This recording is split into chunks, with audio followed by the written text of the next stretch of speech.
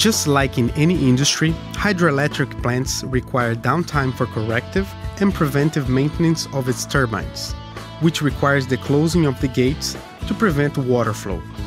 Due to the accumulation of stones, debris, or any other foreign objects where the gates close, leaks may occur, preventing the maintenance work to happen. Nowadays, when this happens, companies that are specialized in deep water diving are hired to identify and remove those objects, raising the cost of maintenance, reducing the supply of energy, and exposing some lives to danger.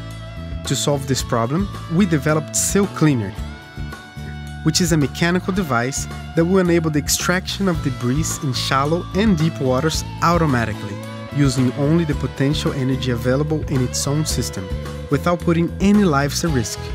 This work was developed by the Alstom Brazil Group for the Alstom Innovation Awards 2013.